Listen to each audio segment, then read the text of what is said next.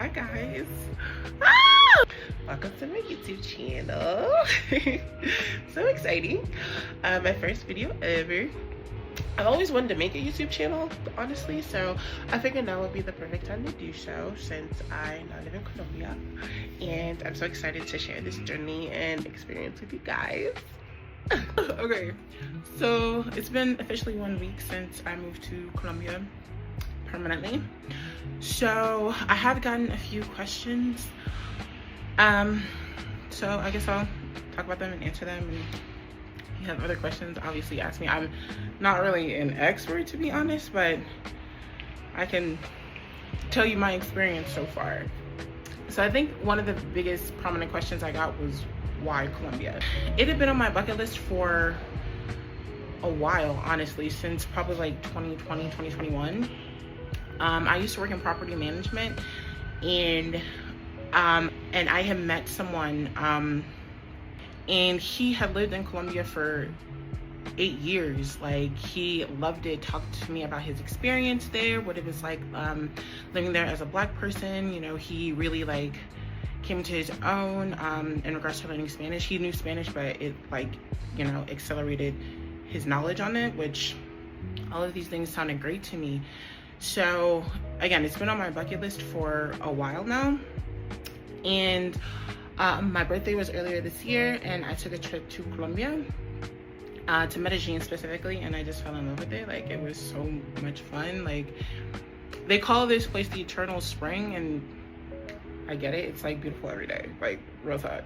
Again, this is just my personal like experience with it, but I came here for about 2 weeks, and everything was so great. People were really nice, and they were mindful about the fact that I was obviously like a foreigner, like a gringo who didn't know Spanish, and I'm still learning, by the by, so Google Translate is like my bestie right now. But yeah, like, when I was here, it was just such a great experience. Like, I've gone on a few vacations, but this was like the first time I had ever felt like I didn't want to leave. So yeah, like, I literally remember, like, I was on the plane back to DC, and I was just feeling so like disappointed. Like, it just felt like all the weight of like societal American norms was just slowly starting to trickle down on me as like the flight was like landing. So I don't know, that kind of stuck with me, and it just started making me like reevaluate things. Literally, like, I came back from my vacation like early June, and then by July I lost my job, and that kind of just made me reevaluate my life as a whole. So I kind of had a plan to relocate out of the States eventually. I had seriously considered Colombia just because I've heard really great things about it. Not perfect, but like really great things. And again, my trip here really influenced my decision to take it seriously. I'm not really built for like corporate life. Like, I do well in it because I'm very personable and very sociable, and like, I understand the inner mechanisms of business and why things are done a certain way. But when it comes to like the bottom line, and when knowing that you're working for a company, and that company has so much power and so much control, so much say over what you do with your life and how you do it, for 40 hours a week, 40 plus, it becomes too overbearing and suffocating. And the job I was in specifically, mentally it was a downer. I'm not even gonna hold you. Like, it was just, I don't want to get too much into it, but like, it was just a lot emotionally, like dealing with people every single day. And mind you, I worked remotely, and it still was so much like internally, like, that I had to process at the end of every day based on the specific job that I had. So, and then like with, you know, working for a company, they have all these like nitpicky rules. They have the ability to change those rules at their leisure, and you just have to go along with it. You have to suck it up. You have no real voice. And I hated feeling like that. And it wasn't the first company that's made me feel that way, but I wanted to ensure it was the last. So when I, you know, lost my job, I really started to think about my options and like what I have always wanted to pursue. I started to think about, you know, the things that I was thinking about during the pandemic, and like, you know, when we were all scrambling to like find work and stuff like that. I started thinking about the things I honestly started to venture into, like around 2020 is when I made my cosplay page, when I really started to get into cosplay, and I have a Facebook page for it. I don't really promote it as much as I should on Instagram and TikTok, but I'm about to start doing that because I really want that to take off. Like I really want that to be, you know, as successful as it can be, because I eat with cosplays. Like I really chew them up. So I really want that to be like highlighted, you know? A Black plus size girl who really does cosplay well. I mean, I love that.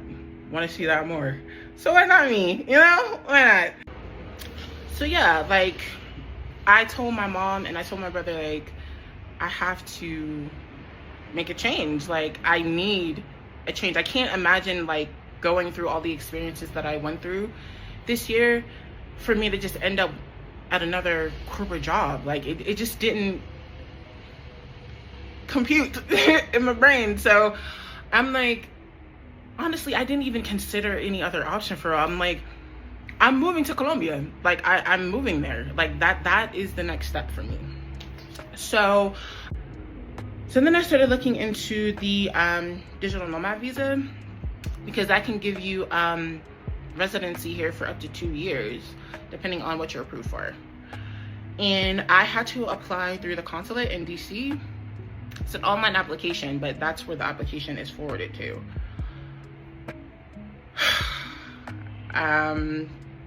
That was not it.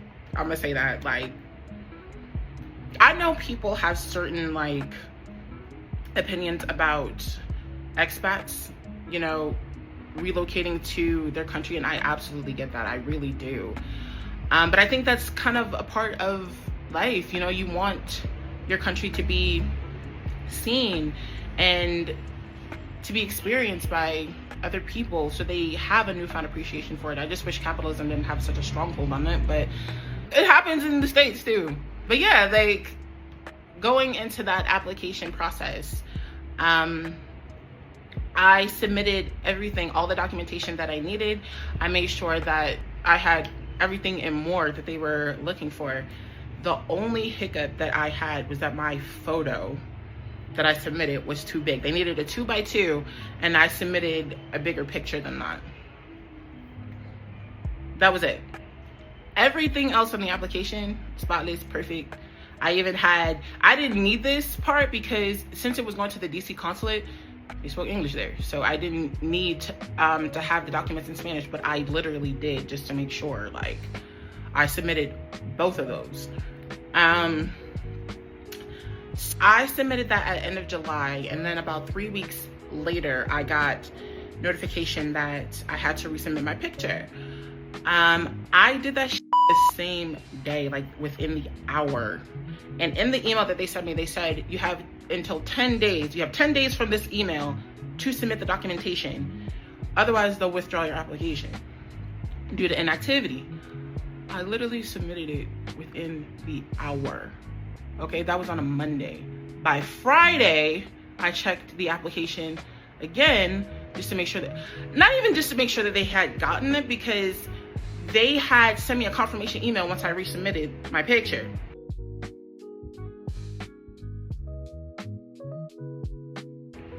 By Friday, they told me my application was withdrawn.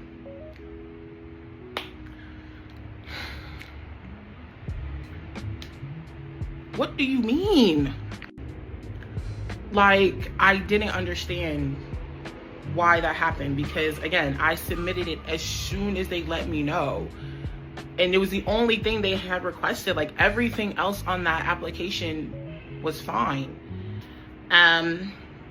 So that really blew me. And I was trying so hard to get a hold of someone at the consulate. The phone number that they had was not really working. So I kept emailing them and was not getting, like, when I emailed them like twice with my application like number and all my information, and then twice they sent me a follow-up email that was a generic email on how to apply for the for the visa. And I'm like, did you even read my email? I already applied. I don't need this. I don't need this information. Like, what? I eventually reached out to the Ministry of Foreign Affairs in Bogota, because I'm like, not only were they like open to communication, they had the option to like video conference. What the f? So I conferenced someone there, explained the situation. They basically told me I have to get in touch with someone at the DC consulate. They can't do anything, which was so frustrating. So frustrating because can't get a hold but here. So I kept pressing, like I kept pushing, because I had a plan to move to Medellin by mid-September, and I had already pushed my like move out date. I was gonna move on the 1st, but I pushed it just to make sure I had enough time for this vacation. Wasn't hearing anything back, but I kept emailing, and I sent like a final email, and I like titled it urgent, okay, all caps. Like, can you please respond to me, because I'm trying to move there in like 2 weeks and I haven't heard anything, like crickets. They finally responded to me and it was like, yeah, I can confirm your application has been withdrawn because you didn't submit your picture. And I'm like, I did though. I did though. I sent her the confirmation. I sent her the payment, the confirmation of payment for the application, because those were the 2 factors that could make my application withdrawn if you didn't submit the application fee in time and you didn't like update what they were asking you for within 10 days. I sent it within 10 minutes. So I'm like trying to email them back quickly, since this is the first time I've heard from them ever. I'm like, is there any way that you can like, because it literally felt like there was like some sort of glitch in the system. Is there no way you can remedy that? Hours later, they was like, nah, you have to apply again.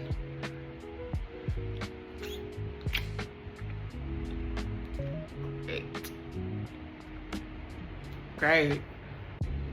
So I was following some Facebook pages too, like for digital nomads in Colombia, just to see if they had similar experiences. And it turns out it apparently is very common for stuff like this to happen. Like, I don't want to get into the nitty-gritty of the politics of it, because, you know, it could be what they're saying. I don't know, and I don't want to like speculate.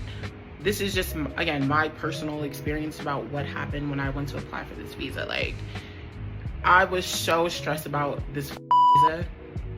Whole time I didn't even consider the fact that I could just come here on a tourist visa. So that's literally what I'm doing now. I plan on being here for 180 days, and then I will try to apply for the nomad visa again. And then if I don't get approved, then I'll just move on to another country. I already have the country in mind, but I'm gonna keep that on the QT for now. But yeah, I really came here on my savings, and I plan to do content and some other stuff to kind of expedite my income. I'm hoping like I can have more of a presence on social media, be a little content creator. I kind of do stuff already, you know, like I kind of have a low presence, like a little whisper of a presence, but I'm trying to have a like louder presence, you know, on there. So I'm gonna start posting stuff on TikTok, and especially for October, you know, it's my favorite month, okay? Because I get to post all cosplay stuff, all cool makeup look stuff. I can also start getting back into makeup, which I'm so excited about. Like, this is like a simple beat, but like I really used to do like eye makeup stuff, and like I'm excited to get back into that. So yeah, I'll be documenting that stuff, and I was kind of restarting my weight loss journey. I'll talk more about that too. But yeah, that was a whole story, and I have other like questions that people have asked me that I'm gonna address. Okay, so people were asking me about like my phone plan. Like, do I still pay the same like plan? So I don't actually. What I did, and I'm gonna be honest with you, I hate the concept of AI, but ChatGPT was really that girl in helping me move here. I'm not even gonna hold you. Like, all the questions that I had, it answered it like in depth and gave me a step-by-step guide on how to do it correctly. Because I really was trying to do my research on like YouTube and like TikTok, and there was just too many variants, too many like options that just was frankly overwhelming. So I gave them specifics of what I needed for each goalpost, and got me there. So yeah, I like asked chat like, what do I do about my phone? Because I have Verizon and that is overpriced, frankly. So I'm like, what can I do? Because obviously I don't want to keep paying that. I have to like downsize my expenses, obviously. What can I do? They told me that what expats typically do is to ensure that their American number stays theirs, they'll port it to Google Voice. You pay a $20 fee, and then once you port your phone number, that effectively ends your phone plan. And then you can still get contacted by all your contacts, but it'll just go through Google Voice. Except for iMessages, because you can link that to anything. Like you can link that to your iCloud. So I still have iMessage, but then anybody with an Android, it will like port through that through Google Voice. And I mean, it's great. Like I love that concept. The only hiccup I have about it is that it'll show up as like a VoIP. I forget what that stands for, but it's basically like a, not a fake phone number, but kind of. So some things don't register with that number. Like my bank, I log into my app. They logged me out because my phone number is no longer recognizable to them. So I can't get in that. I still have another account, but like, I'm trying to work on that now. So that's kind of crazy. And then when you need like, like the verification text, some go through and some don't. So that hasn't been great, admittedly, but I know there's some like workarounds to it. I'm still kind of researching that too. Not totally pressed for it, but that's just something to consider. And then I got like an eSIM. I used Olafly, and they have like, they all offer a monthly plan, which is $49, and it has, I want to say 25 gigabytes of data. So yeah, that's the one that I chose. Olafly has been really great, honestly, service-wise. Like I've already taken it out. I've been in like malls and like tunnels, and it's been great. So yeah. But yeah, I feel like that's like the major questions that I've gotten so far. Obviously I'm open to more, and I'll be like documenting my life and my journey and my experience. If you want to follow me on TikTok, it's Kimchi X Kimchi. You know, it's a little hunter nod. Don't pronounce the X, but I'm pronouncing the X so you know what to look for. If you also want to check out my cosplay, that'd be so cool. My IG is Kimchi the Cosplayer. You know, no big deal. Follow me, please. That'd be great. That'd be so great. Oh my god! Thank you so much for watching this. That is so cool of you. I'm about to go get my nails done. And then just kind of go to like a co-working cafe so I can work on some ideas for content, and yeah, just have a great day in Colombia. Okay, thank you.